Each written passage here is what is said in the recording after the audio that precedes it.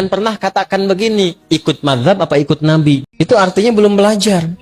Tapi jangan kita cela, itu pernyataan aneh. Karena kalau orang ngaji fikih nggak mungkin berkata demikian.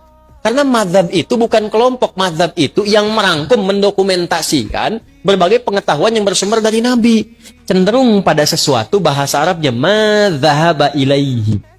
Karena kepanjangan disingkat mazhab. Maka di sini kita kenal pilihannya Imam Syafi'i, mazhab asy-Syafi'i. Pilihannya Imam Ahmad, mazhab Hambali. Pilihan Imam Abu Hanifah, mazhab Hanafi. Pilihan Imam Malik, mazhab. Nah, mazhab itu bukan kelompok-kelompok. Dan semua kita itu kalau ngaji sekarang, itu sanadnya akan tersambung ke mazhab tadi.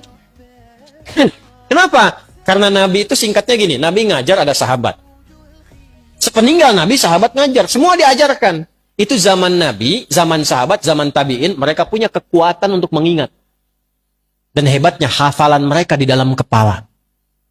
Karena orang sekarang hafalnya di luar kepala.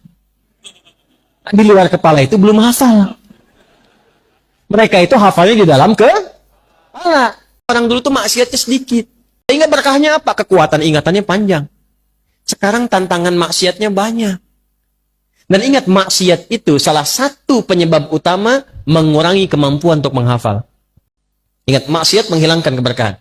Imam Syafi'i ngadu kepada gurunya Imam Waqi. Saya mengadu kepada guruku Imam Waqi tentang buruknya hafalanku. Kebayang nggak buruknya hafalan Imam Syafi'i? Mungkin beda titik, beda koma. Kata Imam Waqi gurunya, tinggalkan maksiat. Karena maksiat itu mencegah cahaya ilmu dari Allah masuk dalam kalbumu. Ulama dulu banyak mengingat, tapi masa setelahnya kan banyak membaca. Mengingatnya kurang, kemampuan menurun. Maka ada 4 bintang ulama yang menyalin hafalannya dalam kitabnya. Kalau orang sekarang, kitab orang disalin begini, dihafalin. Ulama dulu dihafal dulu, hafalannya nyalin kitab. Kitab itu disalin dengan hafalannya. Hafal, salin kitab. Sekarang kan kitab ada dihafalin. Ya kan? Maka 4 bintang itu, satu Imam Abu Hanifah An-Nu'man yang wafat tahun 150 Hijrah. Kedua Imam Malik bin Anas yang lahir tahun 94 Hijrah. Yang ketiga Imam Asy-Syafi'i yang lahir tahun 150 Hijrah. Dan keempat Imam Ahmad bin Hanbal yang lahir tahun 163 Hijrah. Itu mereka menghimpun referensi dari masa sebelumnya, dihafalkan, diturunkan lewat kitabnya. Jadi yang sekarang kita pelajari, itu mau nggak mau akan nyambung jalurnya ke mereka itu. Karena semua jalurnya begitu. Maksud saya, jangan pernah katakan begini, ikut mazhab apa ikut Nabi. Artinya belum belajar. Karena mazhab itu bukan kelompok, mazhab itu yang merangkum, mendokumentasikan berbagai pengetahuan yang bersumber dari Nabi. Kita nggak mungkin kita dapatkan langsung akses ke Nabi. Siapa yang sekarang pernah ketemu Nabi? Saya pulang. Nih, Anda belajar salat dari mana? Nggak mungkin langsung dari Nabi. Oh, tadi saya ketemu Nabi, mimpi kok diajarin begini. Nggak bisa. Dari mana tahunya bismillah dijaharkan? Pernah ketemu Nabi? Tidak. Diurut sipulan sampai ke Asy-Syafi'i. Asy-Syafi'i menerima dari gurunya sipulan sampai ke Nabi.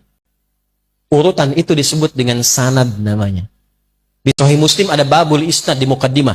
Babul isnad minad din. Jadi urutan dalam penyampai riwayat itu termasuk dalam agama. Jadi kalau salah menerima ilmunya bisa salah ibadahnya.